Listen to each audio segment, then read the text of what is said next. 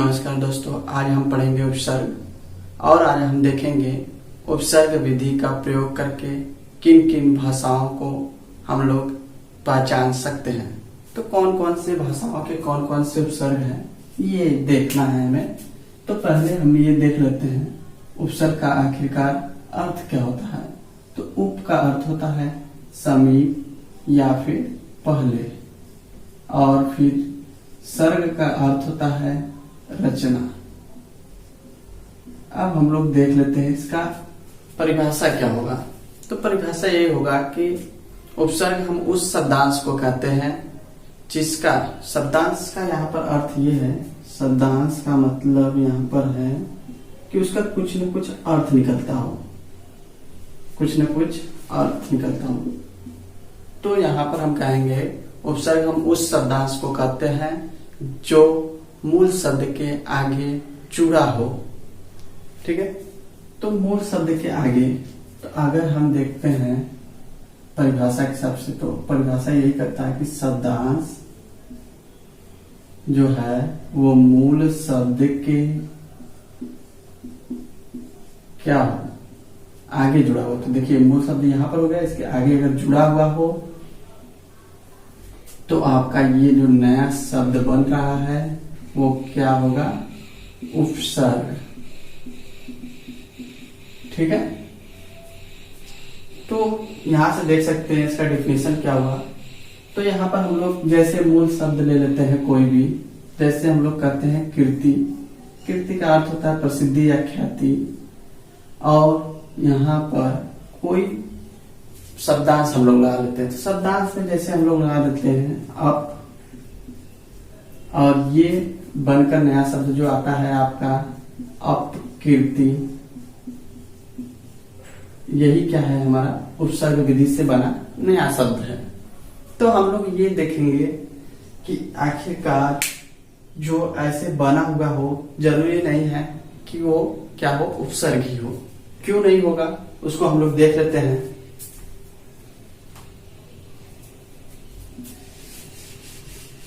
जैसे कि हमारा ये शब्द है यहाँ पर कीर्ति। कीर्ति का अर्थ होता है यश या फिर प्रसिद्धि, और अप का अर्थ होता है बुरा या फिर किसी चीज का अभाव।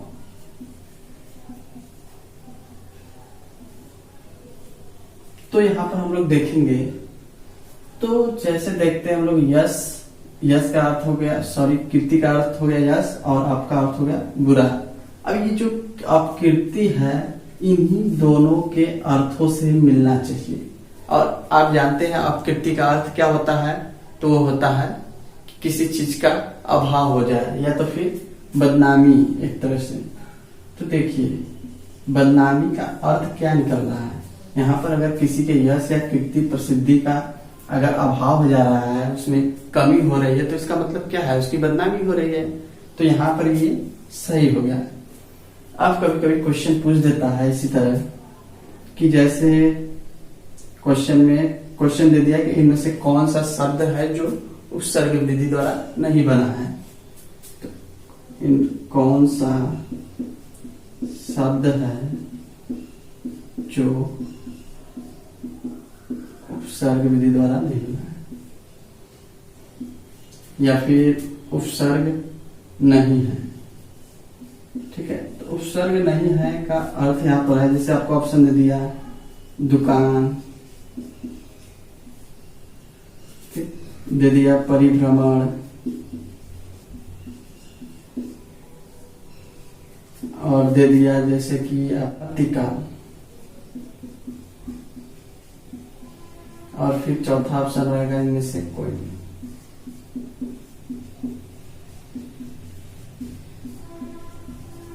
तो यहाँ पर आपको ये देखना है कि जो हम उपसर्ग लगा रहे हैं या शब्दांश जो हम लोग लिख रहे हैं, ये शब्दांश और ये मूल शब्द, इसका जो मूल शब्द और शब्दांश का जो अर्थ निकलेगा वो इस नए शब्द का भी अर्थ समान होना चाहिए।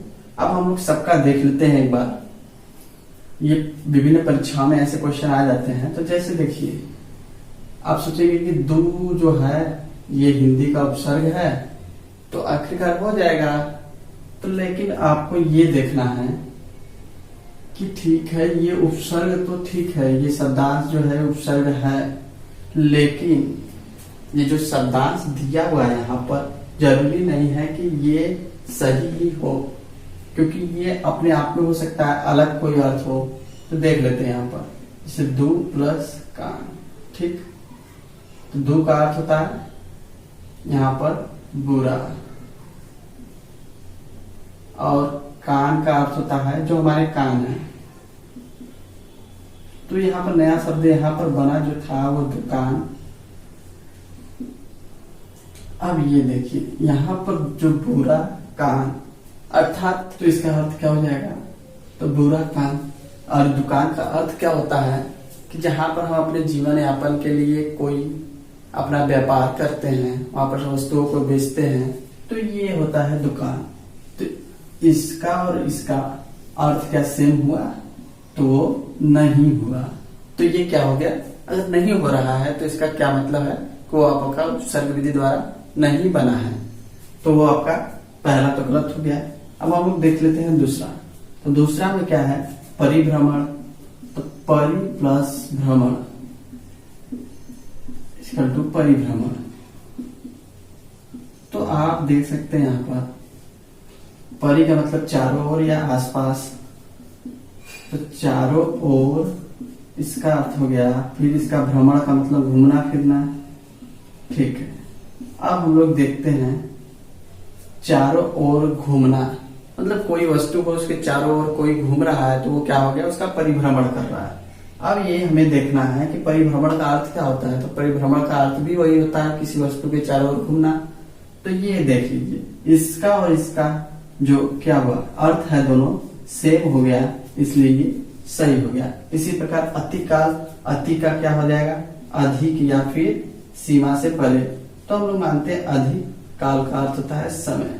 तो जो बहुत समय पहले से या बहुत पहले समय से या तो बहुत प्राचीन समय से क्या हो रहा है, उसकी जिक्र हो रहा है यहाँ पर कि अतिकाल से। तो ये भी क्या है, सही हो गया। और इनमें से कोई नहीं, तो इनमें से कोई नहीं का कोई ऑप्शन ही नहीं होता, क्योंकि एक मेरा गलत हो चुका है। और क्वेश्चन पूछा है इसमें कि कौन सा उपसर्ग विधि द्वारा नहीं बना है, तो वो कौन सा है, दुकान। अब हम लोग देखेंगे इसमें इसके आगे कि आखिरकार उपसर्ग में कौन कौन से उपसर्ग हैं, किस किस भाषा के, तो किस किस भाषा के हैं वो हम लोग देखेंगे अभी।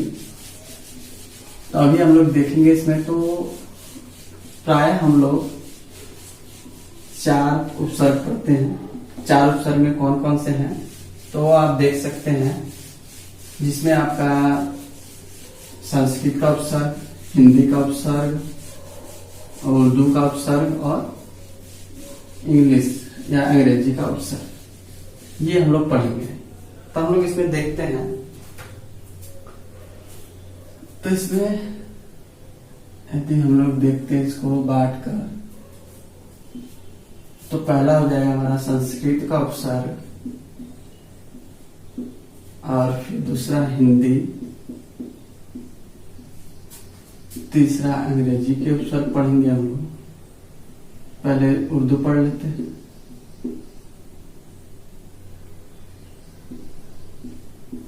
फिर उसके बाद अंग्रेजी उपसर्ग और भी होते हैं, तो फिलहाल हम इसी को देखेंगे।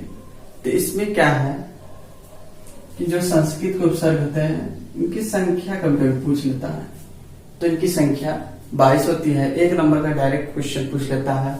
और हिंदी के उपसर्गों की संख्या 13, उर्दू की 19 और अंग्रेजी के ये कंफर्म नहीं है इसका कोई, ठीक है। तो इसको हम लोग 6 से 7, 8, 10 कुछ भी मान सकते हैं।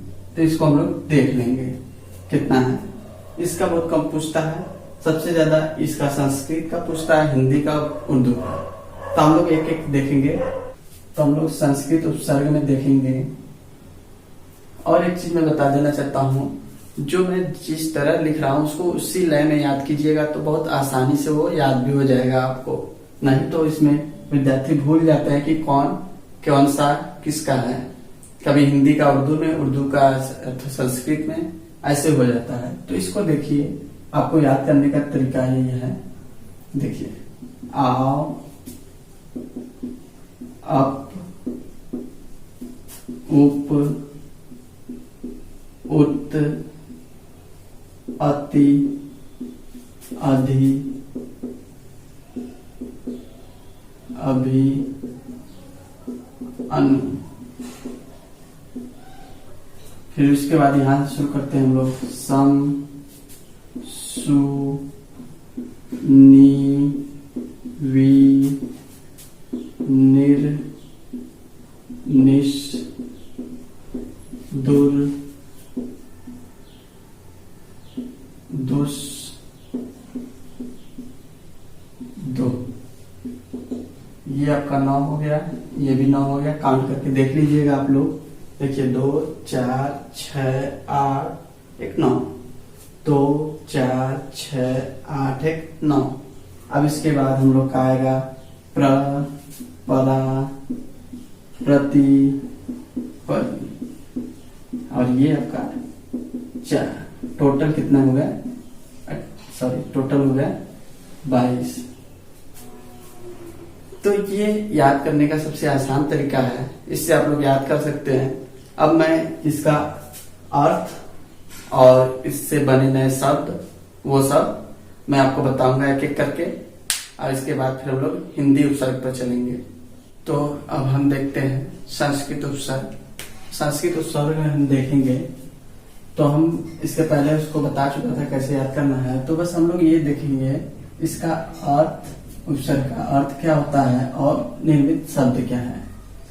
तो यहाँ पर हम लोग देख सकते हैं आ का अर्थ क्या होता है? तक या और इससे बना शब्द जो है वो क्या है? आकर्षण। अब देख सकते हैं, मैं एक बता दे रहा हूं आपको, जैसे यहाँ पर देख लीजिए। आ का अर्थ क्या होता है और कर्षण का अर्थ क्या होता है? आ का अर्थ होता है तक, ठीक, यहाँ पर लिखा है तक या और, कुछ भी हो सकता है। और फिर कर्षण का अर्थ होता है खींचना।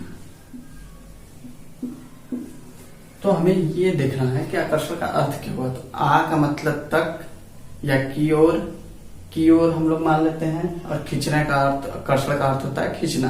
तो जैसे कहते हैं कि पृथ्वी अपनी ओर आकर्षित करता है, तो आकर्षित करने का अर्थ क्या होता है? की ओर खींचना, यही हो गया उसका आकर्षण। इसी प्रकार और भी कुछ भी लिख सकते हैं, ठीक है। तो अपना देख लीजिएगा आप लोग। जैसे हम लोग बोलते हैं आकार, मेरा बताने का उद्देश्य यही था कि आपको समझ में आ जाए कि ये बनता कैसे है, बस, उससे ज्यादा कुछ नहीं। और इसमें मैं एक दो चीज बताऊंगा जहां से क्वेश्चन ज्यादा पूछे जाते हैं, तो उसको देखेंगे हम लोग। अ का अर्थ होता है पतन या नीचे, जैसे अवसान, अवनत, तो ये सब हो गया। अब इसी प्रकार अप का अर्थ हो गया बुरा, हीन, अभाव, तो अपमान, अव्यय, इन सब का अर्थ आप लोग निकाल सकते हैं, ठीक है। अपने से आप लोग निकाल लीजिएगा, कोई प्रॉब्लम होगा तो मुझे कमेंट करिएगा। ऐसे जैसे अपमान है, तो देखिए जैसे कि अप का अर्थ होता है अभाव, मान का अर्थ होता है कि जो सम्मान होता है किसी का, तो मान सम्मान में क्या हो गया? उसके बुरा या अभाव या कमी आई तो उसका क्या हो गया? उसकी एक तरह से मान लीजिए बेइज्जती, अपमान हुआ। तो वही चीज है, वो सब अपना समझ लीजिएगा आप लोग। जैसे उप का अर्थ होता है सहायक, निकटता, तो यहाँ पर भेद है, तो भेद में अगर उप लगा देंगे तो भेद का मतलब सहायक, किसी भी भेद का सहायक क्या होता है? उपभेद। इसी तरह क्रम का उपक्रम, इसी प्रकार उत का अर्थ क्या हो जाएगा? यहाँ पर देख सकते हैं, तो ऊपर श्रेष्ठ दिख रहा है ना, ऊपर, ऊंचा, श्रेष्ठ, उत्कर्ष, उत्कीर्ण। इसी प्रकार अति का अर्थ हो जाएगा अधिक, सीमा से परे, तो अतिकाल, अत्यधिक। अब हमारा क्वेश्चन यहाँ पर फंसेगा। अब आप कहेंगे ये कैसे हुआ, इसके नीचे ये कैसे हुआ? ये अब इसके आगे मैं बताऊंगा जब प्रति वाला, जब इसके नीचे अभी संस्कृत है, इसके पहले मैं बता चुका हूँ प्रति। ये चार जो है, इन्हीं चार से क्वेश्चन अगर संस्कृत में पूछता है, कठिन या सरल, तो इन्हीं चार से ज्यादातर क्वेश्चन पूछे जाते हैं। तो इनको देख लेते हैं हम लोग किस आधार पर पूछता है। तो इसको हम लोग देखते हैं, अत्यंत को हटा देते हैं, यहाँ पर समझने में थोड़ा सा प्रॉब्लम हो सकता है, इसलिए अब हम लोग एक संधि के बारे में पढ़ेंगे। अभी मैंने पढ़ाया नहीं, इसके बाद मैं पढ़ा दूंगा संधि। तो उसको देख सकते हैं। तो आपने सुना ही होगा कभी न कभी यड़ संधि, और इसका एक सूत्र होता है इको यड़ची।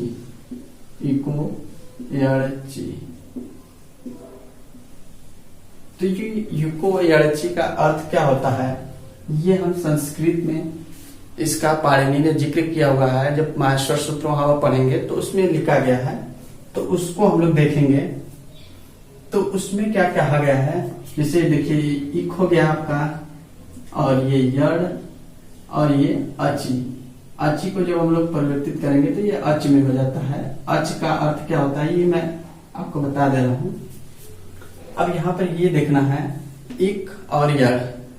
तो एक जब हम लोग वहां पर पढ़ेंगे सूत्र में तो आयुर होता है, आयुर, आयुर ये लास्ट प्रत्याहार है। इति संज्ञा किसको कहते हैं प्रत्याहार करने पर। और रिलिक, रिलिक। तो इसमें हमको ये समझना है, इस सूत्र की मतलब इस सूत्र को हमको तोड़कर पढ़ना है। तो इस सूत्र को अगर तोड़ेंगे तो इसमें जो प्रत्याहार करते हैं तो पहले और लास्ट को छोड़ दिया जाता है।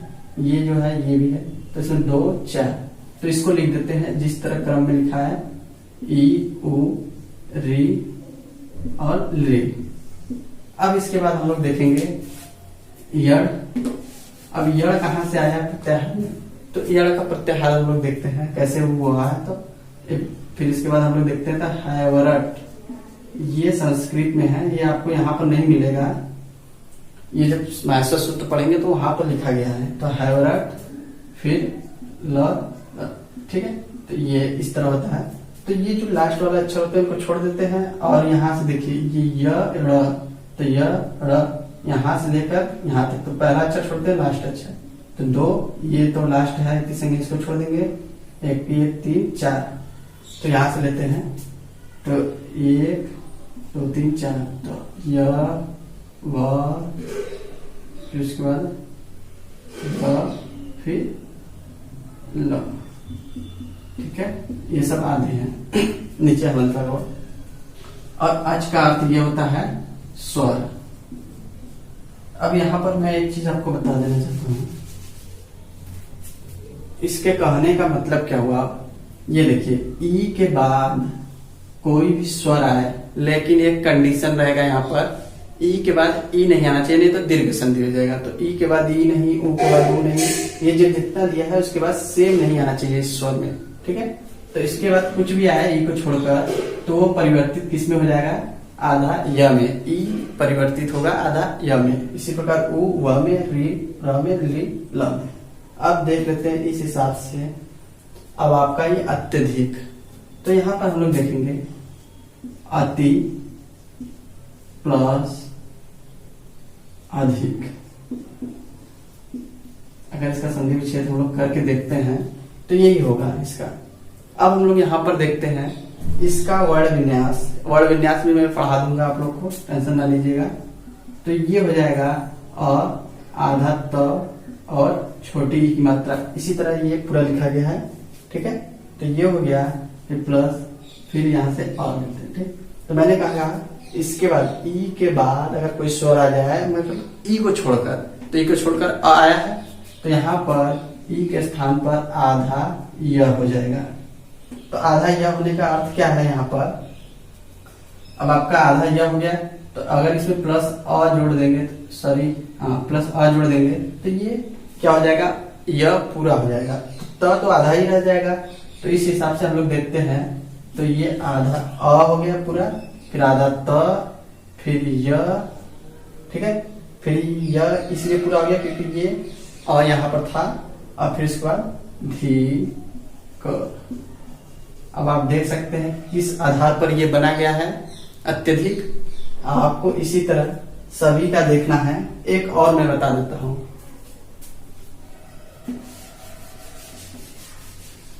अब हम लोग देखेंगे, अब हम लोग देख लेते हैं अभी का हो गया, सॉरी अति का हो गया, इसके बाद अभी का एक उदाहरण और देख लेते हैं हम लोग अभी का। तो अभी का क्या हो जाएगा, अभ्युदय। तो अभ्युदय कैसे हुआ उसको हम लोग देख लेते हैं। तो इसका अगर हम लोग करेंगे तो क्या हो जाएगा, अभी, ये क्या हो जाएगा अभी, और फिर उसके बाद प्लस उदय। अब इसमें हमको एक चीज ध्यान देना है कि इसका पहले वर्ण विन्यास कर लेते हैं। तो अ, फिर आधा भ हो जाएगा, फिर छोटी ई मात्रा प्लस ओ। आप लोग टेंशन ना लीजिएगा, ये मैं बताऊंगा वर्ण विन्यास करना भी।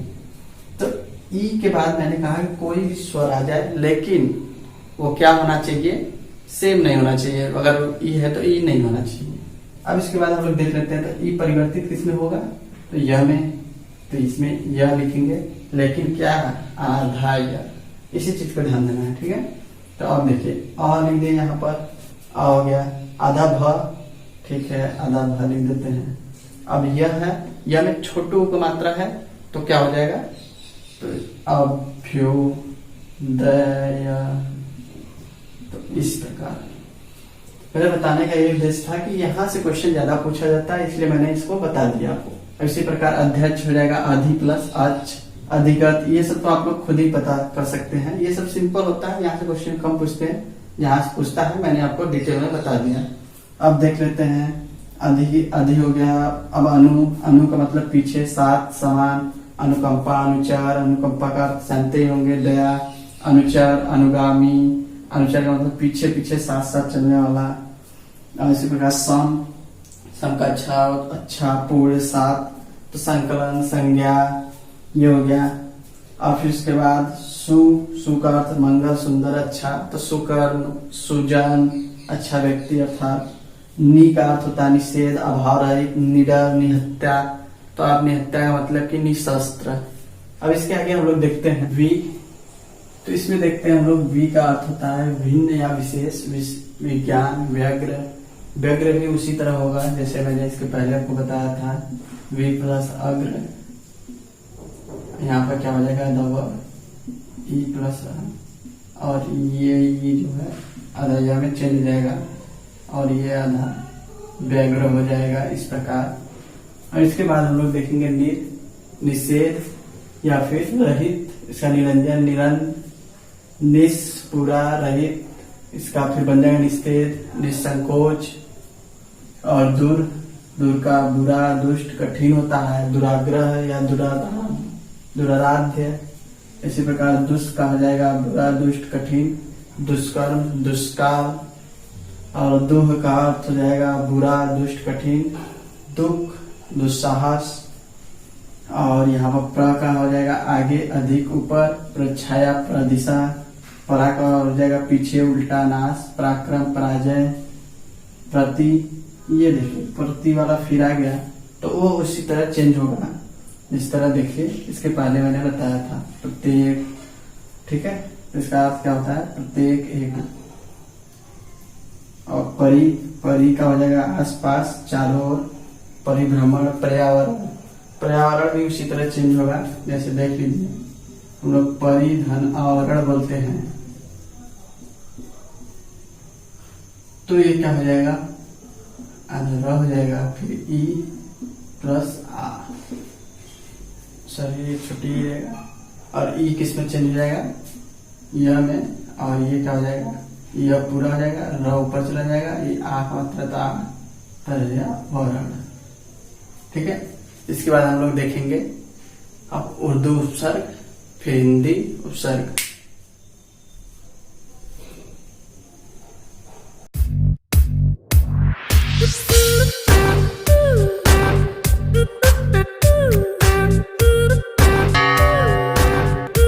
Thank you.